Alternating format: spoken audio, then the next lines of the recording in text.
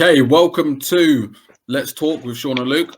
In this segment, we're going to be talking about gym and giving tips for going back to the gym.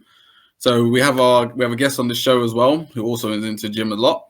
Nathan, welcome to the show. How's it going, guys? Glad to have you here. Okay, so we're going to dive straight into it. We're going to talk about our 5 big tips for going back to the gym. Luke, take it away.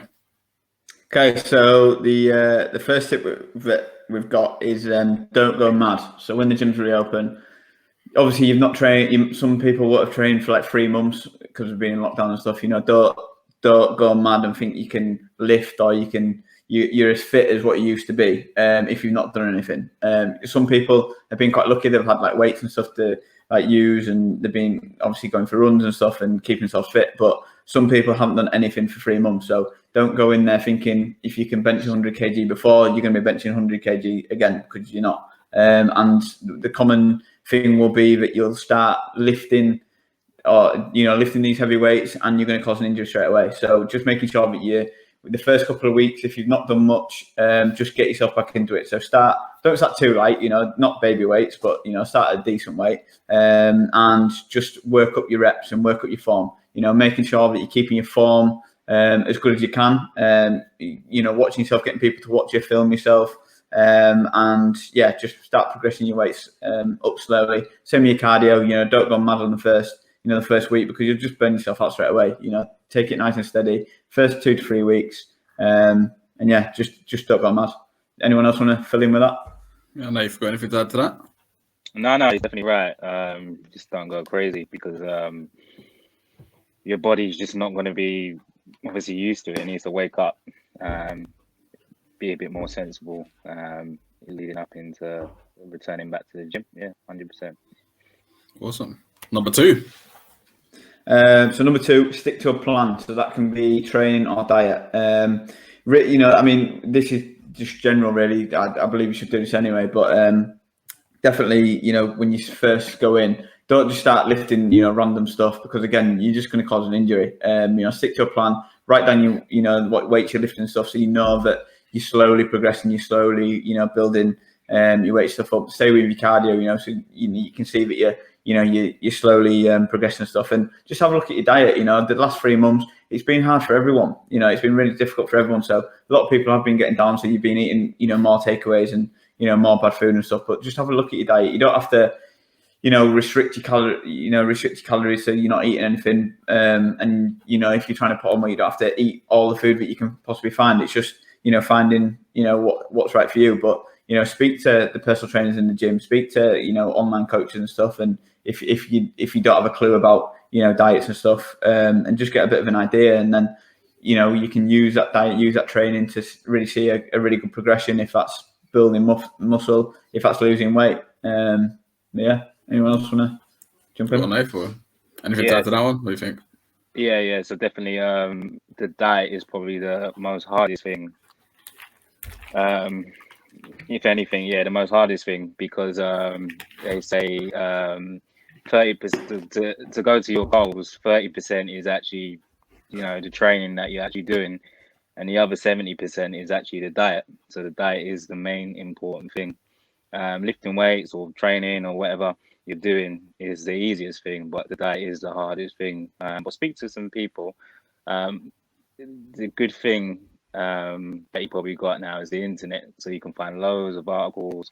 You can even Google search how many calories should I be intaking daily or weekly or whatever. So use these tools and see what you can come out with. Very good. Yeah, absolutely. They always say abs are built in the kitchen. That's the common saying, isn't it?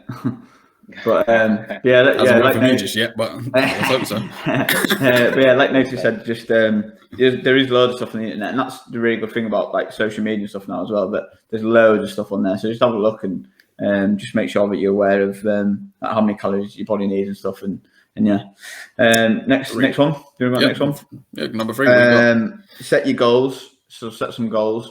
So when you go in, if you've got a goal of losing weight, if you've got a goal of building muscle, if you just got a goal of getting fitter and stuff, set a goal, and then it gives you more motivation for when you are in the gym, or the first couple of weeks when you join a gym, you're buzzing, like you know what I mean. The first couple of weeks are always the easiest because you have a starting to lift weights, so you're starting to do cardio, you're feeling really good, and it's after that you start to it starts to wear off a little bit, and you start to dip a little bit. So if you set a good goal of I want to build this much muscle, I want to get this much stronger, I want to get this much fitter, I want to lose this much weight, then it just gives you that extra motivation. So when you do have a few days where you're like, I'm really not that bothered today, that goal can just give you that little bit of an edge where it'd be like, actually, if I'm going to conquer this goal, I need to do this. Do you know what I mean? Yeah, definitely. Because if you don't set goals, otherwise you'll just be training for the sake of it, and you won't really see an improvement, along down the road. It's like, I'll give you a good example. I've got into long distance running, and I had a competition. I think it was last month, February. I had a competition for 10K, so I was trying to do the 10K in 55 minutes or so, and I got to my goal. I done the 10K in 55 minutes, and then I thought to myself, what's next? So there was a few, I think about 3 weeks where the training was boring. I wasn't trying to keep up with it too much because I didn't really have a goal. But obviously, I put a goal in now, which is to do the half marathon in a certain time. But I could only do that if I set myself a goal. Yeah, that's really good. That's what I mean with like weight training. So I've always loved weight training, and I just love when the weights go up and stuff like that. But if you not having a goal, I can see where the weeks where I'm just I really just can't bother this week. But then when you've got a goal of no, you need to crack on. Do you know what I mean? It just gives you that little bit of a boost, that little bit of motivation. Like I said, when it's the days where you just can't bother, it really does help. Right, next one. Number 4. What you got? No fad diets. I don't know what you're talking about there. So there's going to be a lot of stuff. Especially, I do believe when the gyms do reopen, there'll be a lot of stuff about these diets that are going to change your life. These diets that you're going to, you're going to lose all this weight, or and they're going to sell you the world. Look, fad diets do work, and I'm not going to say that they don't work, because sometimes they do. People use these fad diets and they do lose weight, but for everyday people, they don't normally work, and you're just spending money on stuff that you don't need to spend on. A good example is a company called Herbalife, which I don't agree with, and the products on there are very overpriced for what they are.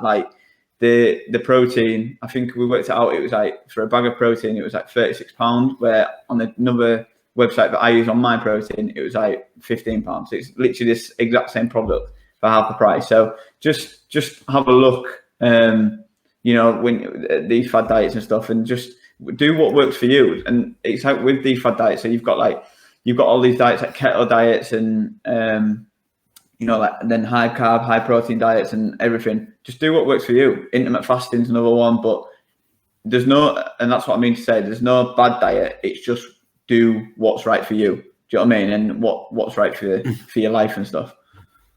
Just saying, Herbalife works for me. Well, Kevin. So Herbalife, Shaun, do you want to talk about Herbalife a little bit? Well, no, but they're they're company like other companies that sell products to proteins and stuff like that you can put in your food and make protein shakes and stuff like that. Fair enough, it might be a little bit more expensive than others, but if it works for you, it works for you. That's there are other ones I've tried that I've tried other ones obviously that are cheaper. I'm not saying they don't work for me, but I might not particularly like the taste of that, depending on what flavor it is. Obviously, I get that, but I'm having what works for me and what I like. So I know if I'm paying a bit more for it, fine. But if it works for me and I feel good, and I feel I'm good today, I'm good to go, I might potentially just keep using it. So if it works for me, it works for me. But go on, Nate, what were you going to say? No, I would just say, because I didn't know really. I've heard of Herbalife, but I don't know too much about it. So I'm a bit old school, so I do everything by the Bible, And I know we're in 2021 now, so there's a bit of a technology push, so there's always different things out there and stuff like that, and especially with nutrition as well. But if you stick to the basics, yeah, you can't really go wrong, right? 100%. I 100% I agree. agree with I agree that. with you on that. And I totally agree. like I said, it's whatever works for you. And it's like, you know, I mentioned the protein company stuff. You don't have to have protein shakes. Like, you know, like I take them, but I take them for convenience. You don't have to have them. You can get your protein from food, which is a better source. You know, there's a lot more vitamins and minerals that you get from your food than you do from a shake. So 100%. But yeah, you know, that's what I mean with Fad Diets. That some do work and it does work for people, so I can't say that they don't. But I just think do what works for you, and just don't jump onto something just because a celebrity's doing it. So don't throw your money into something just because you see a celebrity's done really well when the chances are the celebrity hasn't even done it. Do you know what I mean? And just be clever about it. Just be clever about it. And it's over my years of training, I've literally tried every single diet like known to man, but it's literally just which one works for you. Do you know what I mean? And that's all it is. So yeah. And then the last one I've put for your tips is just enjoy yourself. You know, just enjoy yourself. We've been in lockdown for, you know, like 9 months of the 12 that gyms have been closed, and it's mad. And so when you do go in, enjoy yourself. You know, chat to people when you're in there. That's the one thing I really miss from the gyms and stuff, is just talking to people and, you know, that social aspect of it. You know, chat to people. You know, if you're weightlifting, you know, you're going to be getting stronger. So, you know, enjoy that you're getting stronger and stuff. You know, obviously keep watching your form and stuff. If you're doing more of the cardiovascular stuff, you know, you're going to be getting fitter and stuff, and just enjoy it. And that's the main thing with it. Do you want to say anything? Yeah. Is I would say just find a training partner, because it will just motivate you a little bit more better. But I'm not saying that it works for everyone. For instance, I don't like training with anyone else because it becomes a bit too social, if that makes sense. And we end up start talking about this and that, and you waste a lot of time. So I actually rather just train by myself. But for the newbies, or, you know, the people, you know, intimate exercises, I'd definitely say find a training partner, just so they can, you know, you both can push each other a little bit better, or a bit more than you normally. So train yourself. Yeah, that's really good for you. I've got one extra. Yeah, go. Just on that, that's really good for your motivation as well. If you've got someone there pushing you as much as you pushing them, that's really good for your motivation. So, like I said, the days where you're like, oh, I really can't bothered. If you've got a mate there that's like, nah, come on, you come in. It's a lot better for your motivation. Do you know what I mean? To keep you going. What are you going to say, Shaun? I was just going to say, just as a slight, my own tip. But if you're somebody that just likes, say like me, for example, if you like to go and train by yourself and alone, and you try, and, you know, for me, for example, I like to go when it's quiet and try and pick a time when it's quiet. If you're able to do that, even better, because you can actually just get in and focus. You don't always have to wait. So if you're able to do something like that as well on the side, like find a time where it might be quiet and go and just work out. If you're somebody that likes to just work out by yourself, go for that as well. But if not, that's fine. But that's just an idea. Just to cut in, I would say definitely, if you're going to train with someone else, definitely train with someone who is probably similar to yourself.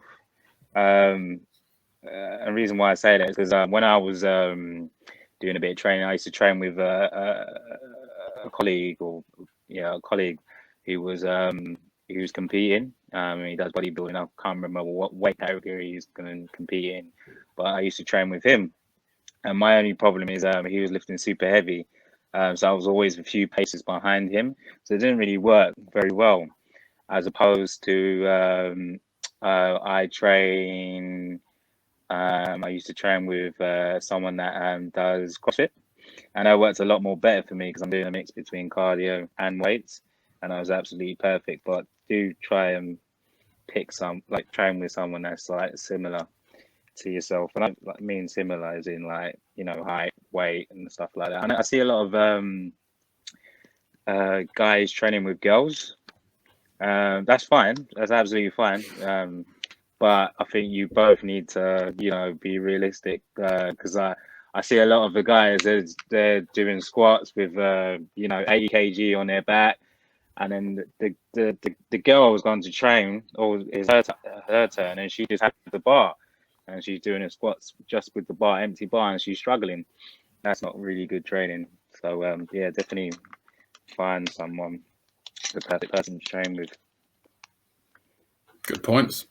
Just with that, I'm a bit different like that. I always try to go train with the biggest guy just so I can try and compete. It's probably the wrong thing to do, but yeah, I'd always do that. Well, you know, with me, it's all about my pride. So that's what I mean. If someone that's like me, so I'm quite strong for my size. So, but that's because like I won't let anyone else beat me. So like I'm just really determined where I'll like kill myself just so I can keep up with them.